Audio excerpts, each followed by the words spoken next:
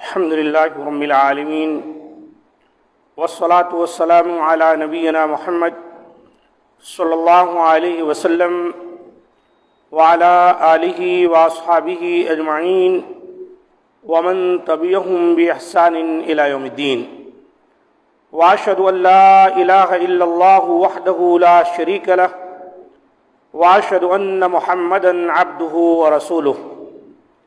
معزز سامعین کرام، جنازے کے احکام و مسائل، اس عنوان کے تحت تسلسل کے ساتھ گفتگو ہو رہی ہے۔ آج کے درس میں جو باتیں آپ کے سامنے رکھی جائیں گی ان کی ابتدا اس بات سے ہوتی ہے کہ نماز جنازہ میں خواتین کی شرکت، یعنی کیا نماز جنازہ میں عورتیں بھی شریک ہو سکتی ہیں؟ تو جنازہ قریب ہو تو عورتیں بھی نماز جنازہ پڑھ سکتی ہیں۔ سیدہ عائشہ رضی اللہ عنہا فرماتی ہیں، جب سعد بن ابی وقاص رضی اللہ تعالیٰ عنہ فوت ہوئے تو ازواج مطہرات نے پیغام بھیجا کہ ان کے جنازہ کو مسجد میں لاؤ تاکہ وہ بھی اس پر نماز پڑھ سکیں۔ پھر ایسا ہی کیا گیا، ان کے حجروں کے قریب جنازہ رکھا گیا اور انہوں نے یعنی ازواج مطہرات نے حضرت سعد بن ابی وقاص رضی اللہ تعالی عنہ کے جنازے کی نماز پڑھی۔ یہ مسلم شریف کی حدیث ہے، 100 نمبر پر اور 973 پر آئی ہوئی ہے۔ لیکن جنازہ پڑھنے کے لیے عورتیں میت کے ساتھ نہ جائیں۔ ام عطیہ رضی اللہ عنہ فرماتی ہیں، ہمیں جنازوں کے پیچھے جانے سے منع کیا گیا لیکن سختی سے نہیں۔ گرچہ کی سختی نہیں کی گئی، لیکن جب میت جا رہی ہے جنازے کی شکل میں تو اس کے پیچھے پیچھے جانا کہیں اور نماز جنازہ پڑھنے کے لیے یہ بہتر نہیں ہے۔ ہاں، بستی ہی میں مسجد ہے، وہاں نماز جنازہ ہے، آس پاس کی خواتین مسجد میں حاضر ہو جائیں، جہاں عورتوں کا مصلی ہے وہاں پر وہ نماز ادا کر لیں تو کوئی حرج نہیں۔ دوبارہ نماز جنازہ، ایک میت کی کئی مرتبہ نماز جنازہ پڑھی جا سکتی ہے۔ بعض لوگ سمجھتے ہیں کہ دوبارہ جنازہ وہی پڑھ سکتا ہے جس نے پہلے نہ پڑھا ہو۔ یہ درست نہیں، بلکہ ایک شخص ایک ہی میت پر کئی مرتبہ نماز جنازہ پڑھ سکتا ہے۔ کوئی شخص نماز جنازہ سے پیچھے رہ جائے تو وہ بعد میں نماز جنازہ کی جماعت کروا سکتا ہے۔ ابن عباس رضی اللہ تعالیٰ عنہ فرماتے ہیں، ایک آدمی کی رسول اللہ صلی اللہ علیہ وسلم عیادت کرتے تھے۔ ایک رات وہ فوت ہو گیا، کوئی بیمار تھا، نبی صلی اللہ علیہ وسلم اس کی عیادت کے لیے جایا کرتے تھے۔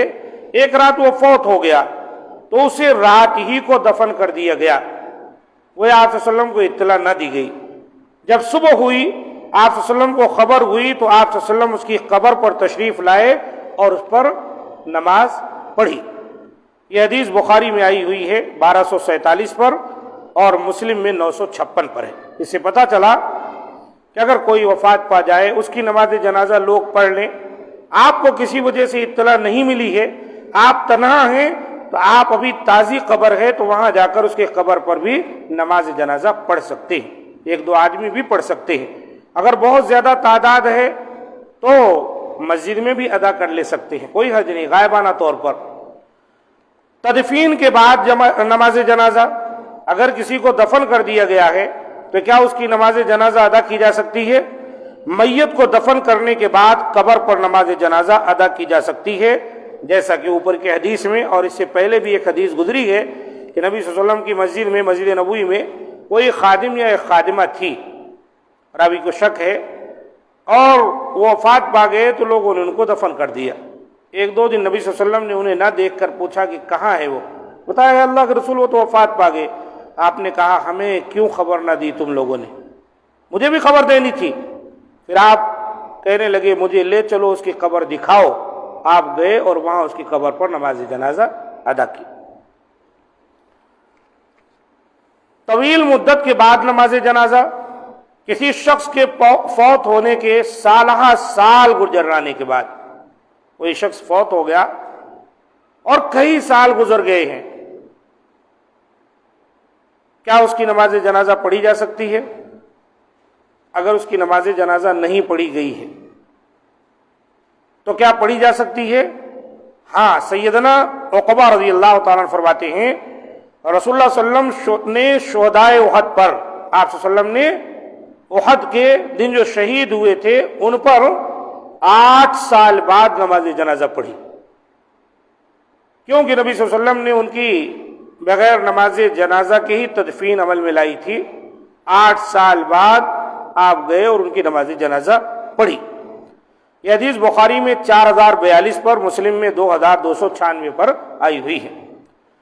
گناہ گاروں کی نماز جنازہ، بعض گناہ ایسے ہیں، کچھ عمل ایسے ہیں کہ ایسے لوگوں کی نماز جنازہ نہیں پڑھی جا سکتی۔ نہیں پڑھی جا سکتی سے معنی یہ ہے کہ جو عالم دین ہے، جو معروف ہے، جو لوگوں کی اصلاح کرتا ہے، لوگ جس کی بات سنتے ہیں، ایسے لوگوں کو گریز کرنا چاہیے تاکہ لوگوں کو نصیحت ملے کہ اگر میں ایسے گناہوں میں رہا تو میری تو مولوی صاحب نماز جنازہ بھی نہیں پڑھائیں گے۔ یہ تعلیم دینے کے لیے گناہ اور حرام کاموں میں مشہور شخص کی نماز عام لوگ ادا کریں، لیکن کسی بڑے عالم کو جس کی شخصیت کا لوگوں پر اثر ہو اسے نہیں پڑھنی چاہیے تاکہ لوگوں کو نصیحت ہو، کیونکہ رسول اللہ صلی اللہ علیہ وسلم نے خودکشی کرنے والے کی نماز جنازہ نہیں پڑھائی، مسلم شریف کی حدیث 978 نمبر کی۔ اسی طرح رسول اللہ صلی اللہ علیہ وسلم نے مال غنیمت میں خیانت کرنے والے کی نماز جنازہ بھی نہیں پڑھائی، نسائی کی حدیث ہے 1961 نمبر کی اور صحیح حدیث ہے۔ اسی طرح جو شخص سچے دل سے توبہ کر لے تو اس کی نماز جنازہ کسی بڑے عالم کو پڑھانی چاہیے۔ ایک شخص ہے، گنہگار تھا، شراب پیتا تھا، زنا میں ملوث تھا، قاتل تھا، سودی کاروبار تھا، اور بھی بہت سارے گناہ ہو سکتے، لیکن توبہ کر لیا، اب سچا انسان بن گیا، اب اس کی زندگی کے اندر خیر و بلائی ہے، نماز پڑھتا ہے، دیندار ہے، متشرع ہے۔ اب کسی عالم دین کو یہ جائز نہیں کہ پرانے گناہوں کا حوالہ دے کر اس کی نماز جنازہ نہ پڑھے۔ توبہ کے بعد اللہ گناہوں کو بخش دیتے۔ جس شخص کو گناہ پر حد لگے اور وہ فوت ہو جائے، کیونکہ وہ توبہ ہی ہے، تو اس پر نماز جنازہ ادا کرنی چاہیے۔ جیسا کہ ایک عورت سے زنا کا ارتکاب ہو گیا، پھر وہ سزا کی طلبگار ہوئی، اس پر حد جاری کی گئی، پھر آپ صلی اللہ علیہ وسلم نے اس کی نماز جنازہ پڑھائی، مسلم شریف کی 1696 نمبر کی حدیث۔ بڑا معروف واقعہ ہے، ایک شخص کا بھی ہے، ایک عورت کا بھی ہے، حتیٰ کہ اعتراض بھی ہوا، ایک میں ہے خالد بن ولید نے اور ایک میں ہے عمر فاروق نے اعتراض کیا، ایک ایسی عورت کی نماز جنازہ پڑھائی جائے گی جو کہ زانیہ تھی، کسی نے کہا اس کا گندا خون میرے کپڑے پر لگ گیا، اللہ کے رسول صلی اللہ علیہ وسلم ناراض ہوئے اور کہا اس نے ایسی سچی توبہ کی ہے کہ مدینے کے 70 گنہگاروں میں تقسیم کر دی جائے تو اللہ تعالیٰ سب کی بخشش کر دے۔ ٹیکس لینے والے جن کی گناہ کی معافی نہیں، ان کو بھی اللہ بخش دے۔ پتہ چلا گناہ کتنا بڑا بھی ہو، لیکن اگر گنہگار سچی توبہ کر لیا ہے تب اس کی نماز جنازہ ہم پڑھ سکتے اور پڑھا سکتے۔